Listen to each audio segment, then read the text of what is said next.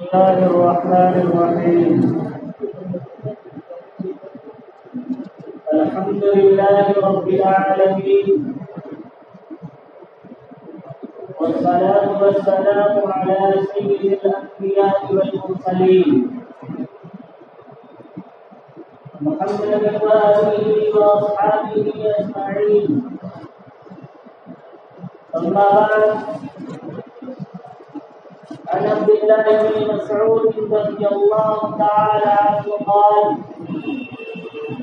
قال رسول الله صلى الله عليه وسلم: لا تذهب الدنيا حتى يملك العهد رجل من أهل بيتي يواطن اسمه اسمي، وفي رواية اسم أبيه اسم أبيه، أو كما قال رسول الله صلى الله عليه وسلم. میرے محترم بزرگوں اور دوستوں اور عزیز اسلامی اور دینی بھائیوں، آپ حضرات کے سامنے مشکات شریف صفحہ 470 کی روایت تلاوت کی گئی ہے. وہاں فرمایا اللہ رب العزت والجلال اس کا رحمت اور مفید باتیں کہنے کی توفیق عطا فرمائے.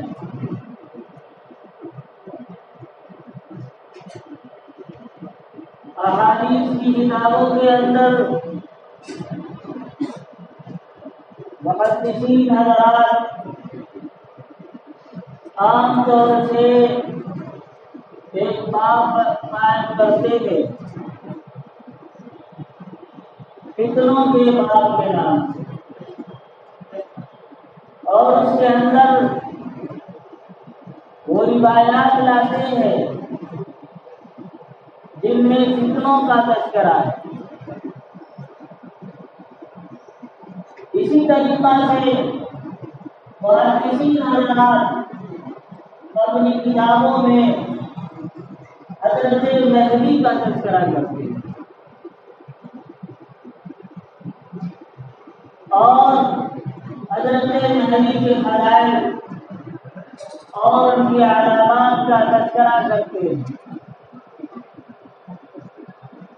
آج اس موضوع پر بولنے کی ضرورت اس لیے محسوس ہوئی کہ کچھ لوگوں کی طرف سے یہ کہا گیا کہ ہمارے آس پاس کچھ لوگ ایسے ہیں جو جھوٹے مدعیان مذہبیت میں سے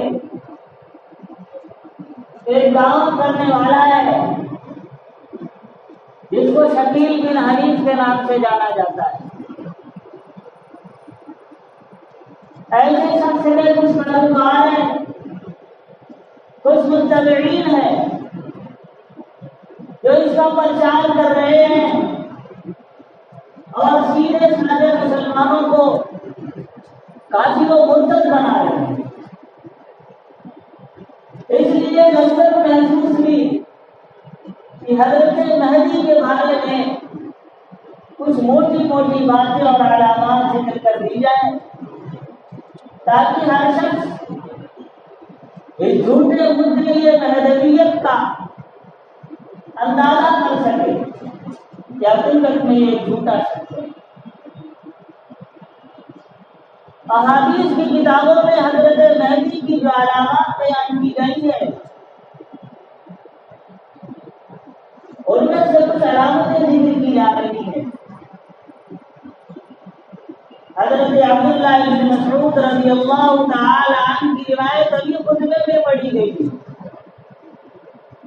جس قدر تفصیل سے آپ صلی اللہ علیہ وسلم نے حضرت مہدی کے بارے میں بیان کیا ہے، اتنا تفصیل کے ساتھ ان کے ناموں، ان کے ولایت، ان کے خاندان، ان کا شاعر، اتنا کسی اور کے بارے میں تفصیل کے ساتھ بیان نہیں کیا.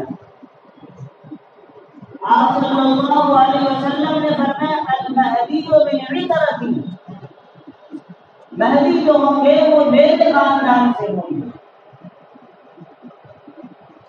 دوسری بات آپ نے فرمائی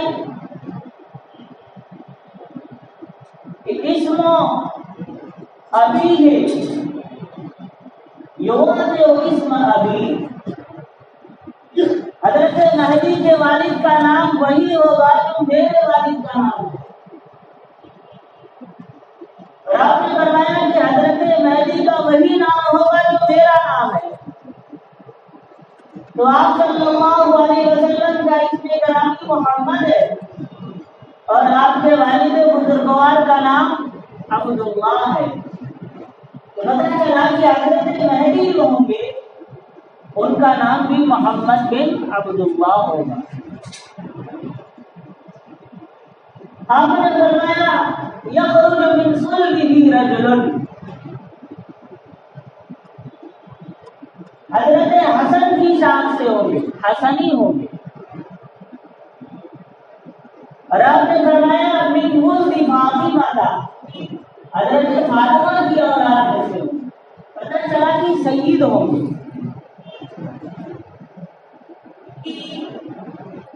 اور آپ نے فرمایا کہ وہ مدینہ المنورہ کے اندر پیدا ہوں گے اور ان کا ظہور مکہ المکرمہ میں ہوگا کہ یہ مہدی ہے۔ دراصل اس زمانے میں عرب کے حکمراں کا انتقال ہوگا اور اس حکمراں کی جانشینی کے بارے میں اختلاف ہوگا کہ کس کو حکمراں بنایا جائے۔ اس وقت حضرت مہدی مدینہ المنورہ سے نکل کر اس ڈر سے کہ کہیں مجھے حاکم نہ بنا دیا جائے، مکہ المکرمہ سے مدینہ المنورہ سے نکل کر مکہ المکرمہ چلے آئیں گے اور حضرت مہدی طواف کر رہے ہوں گے، رکن یمانی اور مقام ابراہیم کے درمیان ہوں گے کہ لوگ وہ علامات جو احادیث کے اندر بیان کی گئی ہیں ان علامات کے ذریعے حضرت مہدی کو پہچان لیں گے کہ یہی حضرت مہدی ہے، اور لوگ حضرت مہدی کے ہاتھ میں بیعت کرنے لگیں گے۔ اس وقت کا ایک ظالم بادشاہ، ملک شام کا ایک ظالم بادشاہ ہوگا سفیانی، جب اسے پتا چلے گا کہ مکہ المکرمہ کے اندر سید خاندان کے حضرت مہدی کا ظہور ہوگا، ظہور ہو چکا ہے، تو وہ ایک لشکر بھیجے گا حضرت مہدی کو ختم کرنے کے لیے۔ دراصل یہ جو بادشاہ ہوگا یہ سید خاندان کا دشمن ہوگا اور پوری دنیا میں اس کی جہاں تک حکمرانی ہوگی سید کو پکڑ کر قتل کرائے گا۔ جب اسے پتا چلے گا کہ حضرت مہدی کا ظہور ہو چکا ہے تو ملک شام سے ایک لشکر مکہ المکرمہ کی طرف بھیجے گا۔ پھر اللہ رب العزت والجلال حضرت مہدی کی مدد فرمائے۔ جب وہ لشکر مقام بیضا تک پہنچے گا تو مقام بیضا میں وہ لشکر زمین میں دھسا دیا جائے گا، اور جب عراق اور دیگر جگہوں کے اولیاء کو پتہ چلے گا کہ حضرت مہدی کا ظہور ہو چکا ہے اور مقام بیضا پہ لشکر کو دھسایا جا چکا ہے، تو دنیا کے قطب ابدال اور اولیاء سفر کر کے حضرت مہدی کے پاس پہنچیں گے اور ان کے ہاتھ سے بیعت لیں گے۔ پھر حضرت مہدی مدینہ جائیں گے اور پھر وہاں سے دشمنان اسلام کی سرکوبی کے لیے لشکر تیار کریں گے، اور اس وقت کے جو سب سے بڑا دشمن یہود اور عیسائی ہوں گے ان کے خلاف جنگ کے لیے لشکر کشی کریں گے۔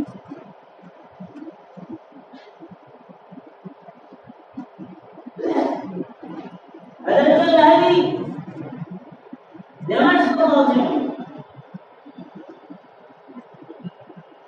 اور اسی دوران دجال کا خروج ہوگا، اور دجال حضرت مہدی کا مقابلہ کرنے کے لیے دمشق کی طرف بڑھے گا اور حضرت مہدی کا محاصرہ کر لے گا۔ نماز کا وقت ہو چکا ہوگا، تکبیر کہی جا چکی ہوگی،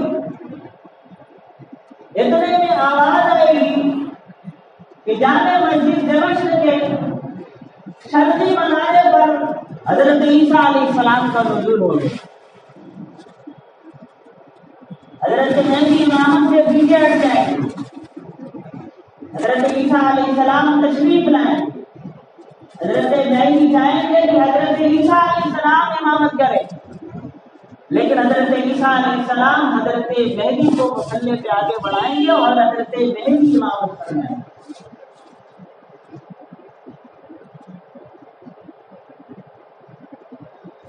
حضرت مہدی ظہور کے بعد ایک روایت کے مطابق 7 سال اور ایک روایت کے مطابق 9 سال باحیات رہیں گے۔ پھر حضرت عیسیٰ علیہ السلام حضرت مہدی کے ساتھ دجال کا مقابلہ کرنے کے لیے نکلیں گے، اور باب لد جو اس وقت اسرائیل میں ہے، حضرت عیسیٰ علیہ السلام دجال کو قتل کریں گے، اور اس کے بعد پھر پوری دنیا میں اسلام کی حکمرانی ہوگی۔ یہ حضرت مہدی کی چند موٹی موٹی علامتیں ہیں جو آپ کے سامنے ذکر کی گئی۔ اب ذرا اس شخص کو دیکھا جائے جو آج کے دور میں اپنے آپ کو مہدی ہونے کا دعویٰ کر رہا ہے۔ میں نے بتایا کہ حضرت مہدی کہاں پیدا ہوں گے؟ مدینۃ المنورہ کے اندر پیدا ہوں گے۔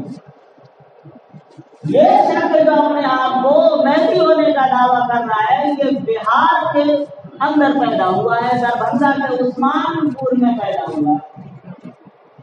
حضرت مہدی پیدا ہوں گے مدینہ میں، یہ بہار میں پیدا ہو گئے، کیا نام ہے؟ مہدی ہوں۔ آپ صلی اللہ علیہ وسلم نے فرمایا المہدی من عترتی، مہدی میرے خاندان سے ہوں گے، اور یہ بہار میں پیدا ہوا۔ یہ اپنے نام کیا ہے؟ خان لگاتا ہے اور کہہ رہا ہے میں مہدی ہوں۔ وہ خود اس بات کا اقرار کرتا ہے کہ میں سید نہیں ہوں، پھر کہاں سے مہدی ہو جائے گا؟ حضرت مہدی کا نام محمد ہوگا، اس کا نام شکیل ہے۔ حضرت مہدی کے والد کا نام عبداللہ ہوگا، اس کے باپ کا نام حنیف ہے۔ کوئی ایک بات تو ملتی جلتی ہوتی جس کی بنیاد پہ یہ دعویٰ کرتا۔ اس کی ابتدائی تعلیم اس کے آبائی علاقے میں ہوئی، وہ بھی دنیا کی تعلیم ہوئی ہے۔ گھر کے حالات خراب تھے، وہاں سے نکل کر یہ دہلی آیا، اور دہلی کے اندر کام شروع کیا، لیکن کام نہیں چل پڑا۔ پھر یہ جماعت کے ساتھ، تبلیغی جماعت کے ساتھیوں میں مل گیا۔ اس کی پلاننگ آگے کیا ہے اور کام کیا کر رہا ہے؟ تبلیغی جماعت کے ساتھیوں میں گھسا اور اپنے آپ کو دیندار، اپنے آپ کو دین کا داعی ثابت کر رہا ہے۔ جب آس پاس کے لوگوں کو اطمینان دلا دیا کہ واقعی میں دیندار آدمی ہوں، ہم لوگوں کے سامنے اپنا مقام رکھنا شروع کیا۔ پہلے خود کو نیک بندہ کہنے لگا، پھر اس کے بعد کہنے لگا کہ میں مہدی ہوں، پھر کہنے لگا میں عیسیٰ ہوں۔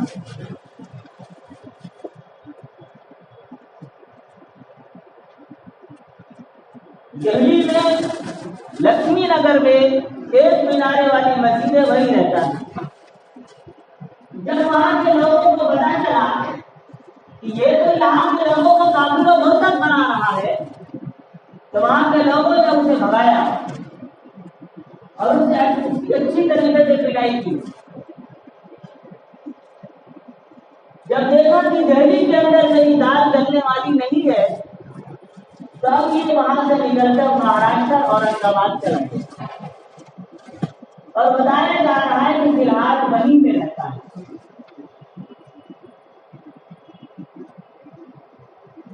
اور اس کو دعویٰ کیے ہوئے تقریباً 20 سال کے آس پاس ہو گئے۔ میں نے بتایا کہ حضرت مہدی کے ظہور کے بعد حضرت مہدی کتنے دن زندہ رہے؟ 7 سال یا 9 سال۔ حضرت مہدی کا دجال محاصرہ کرے گا، تو اس کا کون سا دجال محاصرہ کیا ہے بھائی؟ یہ امامت کر رہا ہوگا، حضرت عیسیٰ علیہ السلام کا نزول ہوگا، حضرت مہدی امامت کر رہے ہوں گے اور عیسیٰ علیہ السلام کا نزول ہوگا، تو ابھی تک تو عیسیٰ علیہ السلام کا نزول نہیں ہوا۔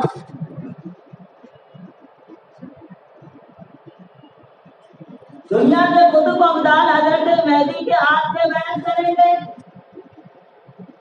اس کے ہاتھ سے تو قطب ابدال کی بات تو چھوڑیے، کوئی ایک عالم کی بیعت نہیں کیا ہوگا، ادنا درجے کا عالم کی بیعت نہیں کیا ہوگا۔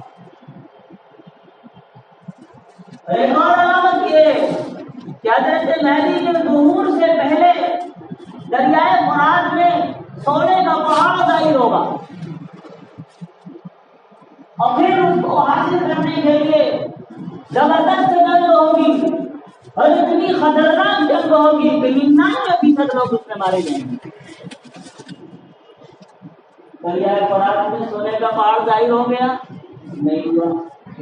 اتنی بڑی جنگ دنیا میں ہوگی، اس سونے کو حاصل کرنے کے لیے کہ 99% لوگ مارے گئے ہو، ایسی باتیں نہیں ہوئی۔ یہ ساری علامات حضرت مہدی کی، جن علامتوں میں سے کوئی ایک علامت بھی شخص کے اوپر ثابت نہیں آ رہی ہے، پھر بھی یہ فراڈیا خود کو کہتا ہے کہ میں حضرت مہدی ہوں۔ اور حضرت مہدی ہی نہیں کہتا ہے میں عیسیٰ بھی ہوں۔ اتنا خطرناک شخص ہے، جو یہ شخص کافر و مرتد ہے، جہنمی ہے، اس کے ماننے والے، اس کی اتباع کرنے والے، اس کو مہدی سمجھنے والے، اس کو حضرت عیسیٰ سمجھنے والے، اس کا پرچار کرنے والے، اس کی اتباع کرنے والے جتنے ہیں سب کافر و مرتد ہیں، چاہے اسلام کے تاریخ۔ یہاں طاقت کوئی بھی بندہ ایسا دکھ جائے کہ جو اس بات کا پرچار کر رہا ہو کہ شکیل بن حنیف حضرت مہدی ہے یا حضرت عیسیٰ ہے، ترنت سمجھ جاؤ کہ یہ کافر و مرتد ہے اور مسلمانوں کو کافر و مرتد بنائے گا۔ ایسے شخص کے بارے میں دارالعلوم دیوبند کا فتویٰ ہے کہ ایسے شخص کو مسجد میں داخل ہونے نہ دیا جائے، ایسے شخص کو اپنے مدرسے میں داخل ہونے نہ دیا جائے، اپنی جماعت میں اس کو شریک ہونے نہ دیا جائے، اگر ایسا شخص مر جائے تو اپنی قبرستان میں اس کو دفن ہونے نہ دیا جائے۔ مسجد میں نماز پڑھنا مسلمانوں کے لیے، قبرستان میں تدفین مسلمانوں کے لیے، یہ صرف کافر و مرتد نہیں ہے بلکہ اسلام کا دشمن بھی ہے۔ اس لیے ایسے شخص کو نہ مسجد میں آنے دیا جائے اور نہ قبرستان میں تدفین کی اجازت دی جائے۔ اس کے جو پیروکار ہیں اور دعویٰ کرنے والے ہیں، یہ جب آپ کے پاس پہلے آئیں گے تو پہلی دفعہ میں کبھی یہ نہیں کہیں گے کہ حضرت شکیل بن حنیف جو ہے یہ مہدی اور عیسیٰ ہے، کبھی نہیں کہیں گے۔ ذرا سابقہ پڑھا ہے، یہ آپ کے سامنے آئیں گے تو پہلے دین کی بات کریں گے، نماز کی باتیں کریں گے، داڑھی رکھنے کی باتیں کریں گے، اخلاقیات کی باتیں کریں گے۔ جب لگے گا کہ ہمارا گرویدہ ہو چکا ہے، اب اس کے بعد یہ اپنا کریں گے۔ اور ایسے لوگوں کے بندے میں بڑے اچھے اچھے لوگ بن جاتے ہیں. ہمارے محلے کی بات ہے، بڑے نیک آدمی، بڑے پنجوتا آدمی، دین کے کاموں میں حصہ لینے والے آدمی شکار ہو گئے. جب مجھے خبر دی گئی میں نے بتاتے خود ان کے پاس فون کیا اور تقریباً 45 منٹ میں نے گفتگو کی اور ان کو سمجھایا. تو اخیر میں انہوں نے میرے پاس ٹکٹ بھیجا کہ میں شکیل بن حنیف کے ہاتھ پر بیعت کرنے جانے والا تھا. یہ ٹکٹ ہے اورنگ آباد.